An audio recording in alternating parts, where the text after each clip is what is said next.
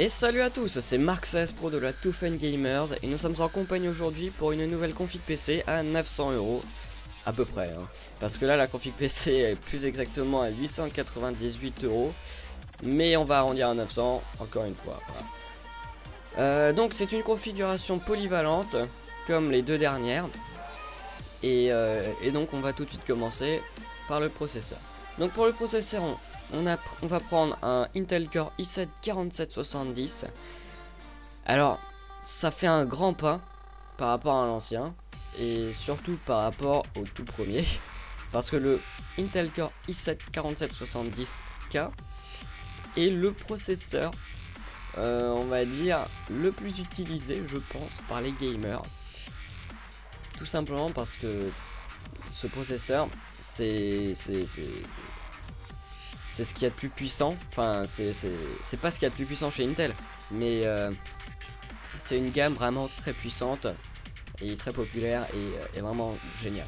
Donc 84 watts et c'est un Haswell, et pour 285 €, c'est très bien de commencer par là. C'est 4 cœurs, mais c'est pas 4 cœurs tout seul, c'est 4 cœurs à 8 threads.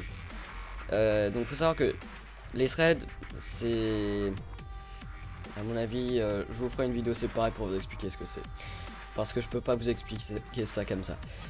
Donc voilà, dites-vous juste qu'il y a 4 cœurs à 8 threads. Donc voilà. Donc on va passer à la carte mère. Donc pour la carte mère, on va prendre une Asus H87M Plus C2. Donc c'est du socket 1150 encore une fois, parce que ça c'est du 1150 aussi.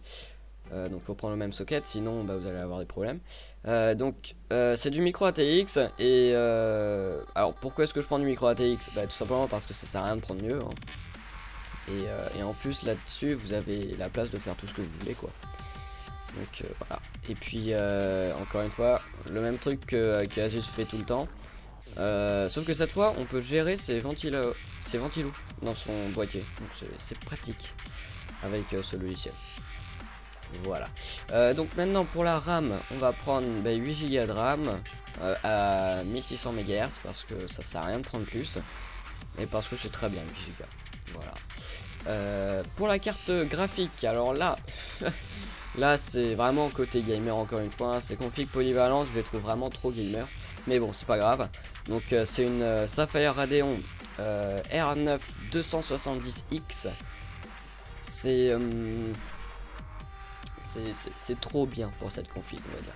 Mais bon, pour 171 €, on peut pas avoir, enfin ça sert à rien d'avoir mieux, quoi. Là à ce prix là vous avez tout, quoi, tout ce qu'il vous faut. Donc voilà. Donc pour le disque dur, on va prendre un Western Digital Green 3,5 pouces avec 1 Tera de données dessus. Donc Green, pourquoi? Parce que ça consomme très peu, et puis 1 Tera parce que 1 Tera ça sert à rien d'avoir plus. Enfin, si, vous pouvez toujours mettre 2 Tera si vous le souhaitez, mais en général on commence avec 1 Tera, et 1 Tera c'est plutôt, enfin c'est assez, quoi. Donc après vous pouvez mettre 2 Tera si vous le souhaitez. Et donc pour l'alimentation, on va prendre une Corsair CX bronze 500 watts, donc c'est du 80 plus bronze, et c'est 500 watts. Voilà. Donc cette fois c'est pas couplé avec le boîtier, et donc on va passer au boîtier. Et le boîtier, donc c'est un NZXT H230 noir, et il y a aussi la version en blanc, mais je trouve que la version en noir elle est vraiment elle arrache, quoi. Elle est vraiment super.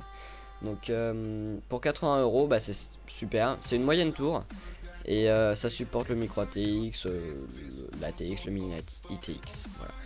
Voilà. Donc c'est un boîtier qui est vraiment super bien conçu, et il est très bien. Pour le lecteur DVD, cette fois on va prendre un lecteur Blu-ray LG. Donc pourquoi Blu-ray? Parce que comme c'est du polyvalent, en général les gens, quand ils prennent quelque chose de cher, ils veulent derrière qui ait toutes ces fonctions. Par exemple, regarder un Blu-ray sur son ordi, parce que parfois les gens se font un ordinateur uniquement pour regarder, c'est un ordinateur, en gros ça fait office de lecteur DVD, mais avec beaucoup plus de trucs dedans. Donc c'est vraiment utile d'avoir un lecteur Blu-ray. Donc voilà, donc là je vous mets un lecteur Blu-ray. Après vous n'êtes pas obligé de prendre un lecteur Blu-ray, hein, vous pouvez prendre autre chose. Mais moi je mets ça, comme ça au moins on est sûr qu'il n'y a pas de jaloux. Voilà. Donc pour résumer, cette configuration là, elle est... Bah moi après j'estime qu'une configuration polyvalente c'est 500 € quoi. Après 500 € ça sert à rien pour une configuration polyvalente. Mais bon, vous avez le choix quand même. Donc 900 €, bah c'est bien, c'est une configuration polyvalente slash gamer, je dirais. Et puis c'est très puissant comme configuration. Vous pouvez faire vraiment ce que vous voulez dessus. Voilà. Donc j'espère que vous avez aimé cette vidéo. Si c'est le cas, bah, n'hésitez pas à laisser un j'aime. Si vous voulez suivre cette série de configuration, enfin de config PC plutôt, bah, n'hésitez pas à vous abonner. Et puis si vous avez des questions concernant cette config, bah, n'hésitez pas à laisser un commentaire. Voilà. Allez, à plus tout le monde.